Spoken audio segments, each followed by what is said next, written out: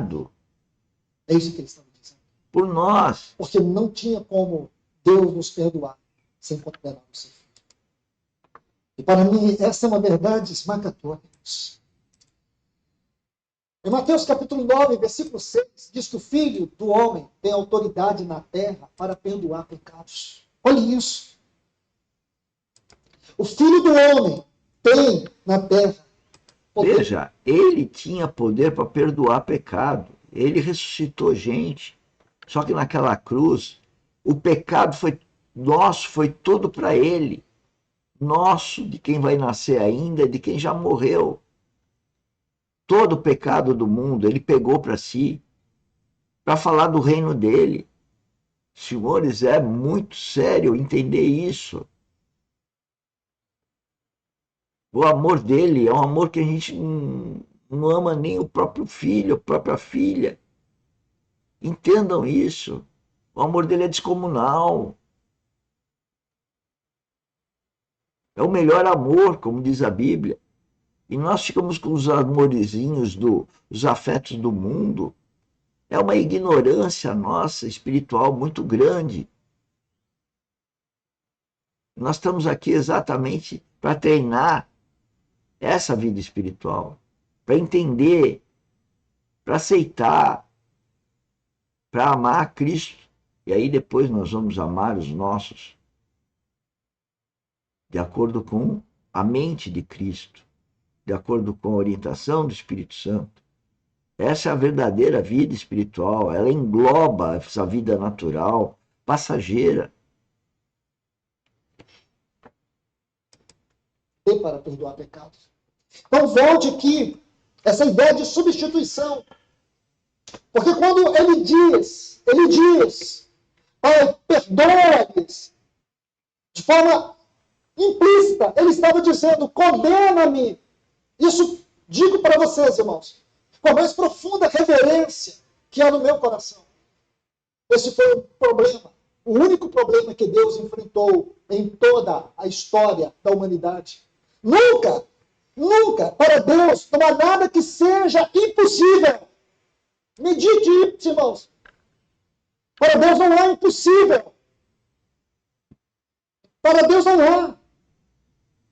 Deus não conhece algo que possa limitá-lo.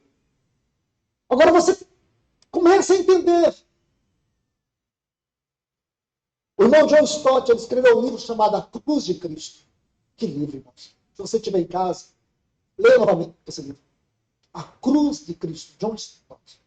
E nesse livro ele vai tratar de um capítulo chamado O Dilema de Deus. O Dilema de Deus, o livro A Cruz de Cristo. Nós devíamos de não ficar pendurando um crucifixo aqui ou ali, mas procurando sentir a importância da cruz. Pois esse crucifixo, principalmente aquele que tem o hipotético corpo de Cristo, Cristo não está na cruz. Não está na cruz. Cristo está vivo. Cristo ressuscitou. E quem pendura um crucifixo, como eu pendurei quando eu fiz lá, sei lá o quê, é uma ignorância que eu me envergonho.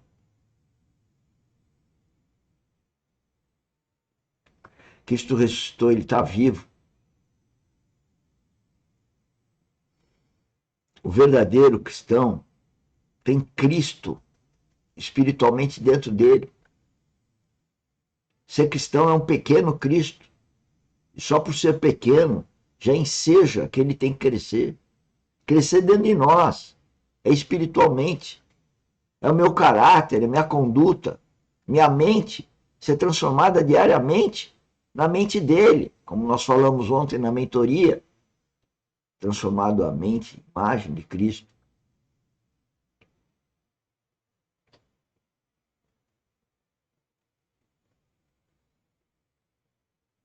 Eu me envergonho muito. Eu me envergonho muito da raça humana. Eu me envergonho muito. Agora que eu tenho um parco, um pequeno, um ínfimo conhecimento da vida de Cristo, eu nasci de novo aos 19 anos. E eu me envergonho da minha imaturidade.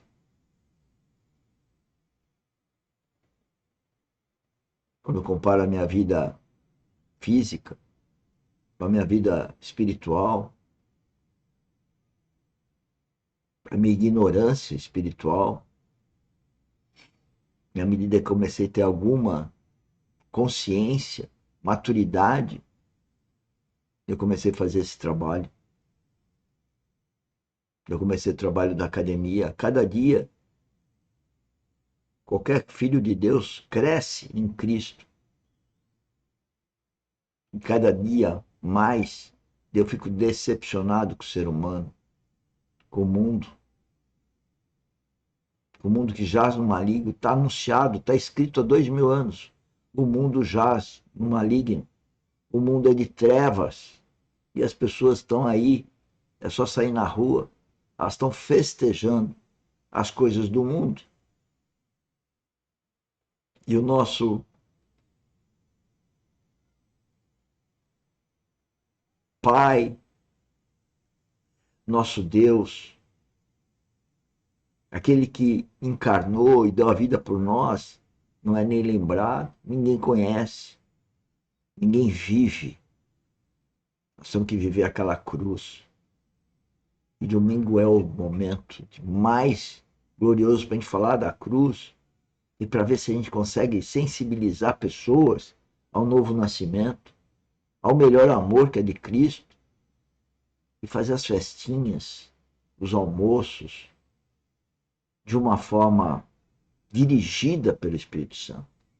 Só tem um detalhe, não adianta a gente só falar da boca para fora, porque o novo nascido ele muda todos os dias em função dos seus erros.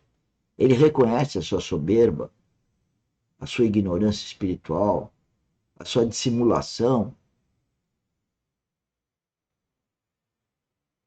a sua miséria. Por isso que ele cria uma dependência de Cristo e só quer falar de Cristo para ser iluminado, para ter o rio de águas vivas de Cristo passando por ele, para ele poder atingir de alguma forma o coração de uma pessoa, para que essa abra o coração pelo Espírito Santo, que quem vai convencer vocês que me ouvem é o Espírito Santo, não sou eu, mas me cumpre falar o que a gente fala. E o nosso projeto aqui, que eu estou pedindo para compartilhar, para salvar pessoas, não é para minha glória, mas é para a glória do meu Pai, do nosso Pai, para quem é cristão verdadeiro. Vem conosco, vem participar desse projeto, vem participar do corpo de Cristo, porque o projeto é do corpo de Cristo. O que eu tenho, desde o meu corpo, a minha saúde, dinheiro, dom, é tudo de Deus. Eu só estou administrando as coisas que Ele me deu para administrar. As pessoas têm um corpo e usam o corpo para quê? Para coisas efêmeras ao Pai. As pessoas têm dinheiro, têm carro, têm isso, têm cultura, têm intelecto, têm tudo que nós temos aqui é emprestado, é de Deus. E é para usar para o reino dele, não para o nosso reino, não para o nosso mundo. Só existe um reino verdadeiro. É o reino de Deus. Por favor, ouçam o Espírito. Tema de Deus. Temos que olhar isso, irmãos, com o rosto no pé. Porque não há nada difícil para Deus. Mas um dia Deus se encontrou diante de um grande dilema. Como perdoar a humanidade sem ferir sua justiça? Como nos perdoar? E não é simplesmente nos perdoar de qualquer maneira. É nos perdoar